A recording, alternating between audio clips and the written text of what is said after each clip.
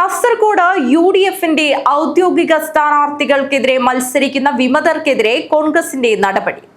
20-ലധികം നേതാക്കളെയും പിന്തുണച്ചവരെയും പ്രാഥമിക അംഗത്വത്തിൽ നിന്ന് പുറത്താക്കി.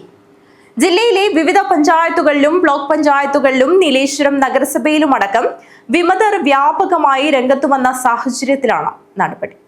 തദ്ദേശ സ്വയംഭരണ സ്ഥാപനങ്ങളിലേക്ക് നടക്കുന്ന തിരഞ്ഞെടുപ്പിൽ UDF ഔദ്യോഗിക സ്ഥാനാർത്ഥികൾക്കെതിരെ വിമതരായി മത്സരിക്കുന്ന ഈസ്റ്റലേരി ഗ്രാമപഞ്ചായത്തിലെ 1-ാം വാർഡിൽ ജെയ്സൺ തോമസ്, 3-ാം വാർഡിൽ ജെസ്സി ടോം, 7-ാം വാർഡിൽ ജോൺ പേണ്ടാനം, 9-ാം വാർഡിൽ മാത്യു സെബാസ്റ്റ്യൻ, 14-ാം വാർഡിൽ ത്രേസ്യാമ്മ ടോമി, കള്ളാർ ഗ്രാമപഞ്ചായത്തിലെ 10-ാം വാർഡിൽ PM ബേബി, പാലത്തനാടിയിൽ കുമ്പള ഗ്രാമപഞ്ചായത്തിലെ 18-ാം വാർഡിൽ സമീറ റിയാസ്, എൺമകജെ ഗ്രാമപഞ്ചായത്തിലെ 14-ാം വാർഡിൽ അബ്ദുൽ ലത്തീഫ്, ബളാൾ ഗ്രാമപഞ്ചായത്തിലെ 10-ാം വാർഡിൽ സനോജ് മാത്യു, ചെങ്കള ഗ്രാമപഞ്ചായത്തിലെ 10-ാം വാർഡിൽ സലിം യടനീർ, ചെമ്മനാട് ഗ്രാമപഞ്ചായത്തിലെ 9-ാം വാർഡിൽ മാധവി മുണ്ടോൾ, ചെറുവത്തൂർ ഗ്രാമപഞ്ചായത്തിലെ 16-ാം വാർഡിൽ P വിജയൻ, നീലേശ്വരം നഗരസഭയിലെ 34-ാം വാർഡിൽ V ഉഷ, കാസർഗോഡ് ബ്ലോക്ക് പഞ്ചായത്ത് എരിയാൾ ഡിവിഷനിൽ പർവീൻ ടീച്ചർ, മഞ്ചേശ്വരം ബ്ലോക്ക് പഞ്ചായത്ത് പുത്തികെ ഡിവിഷനിൽ ഷുക്കൂർ കനാജെ എന്നിവരെയും വിമത സ്ഥാനാർത്ഥികൾക്ക് വേണ്ടി പ്രവർത്തിക്കുന്ന കള്ളാർ ഗ്രാമപഞ്ചായത്തിലെ സജി മണ്ണൂർ, ജോഷി പാലത്തനാടിയിൽ കുമ്പള ഗ്രാമപഞ്ചായത്തിലെ റിയാസ്,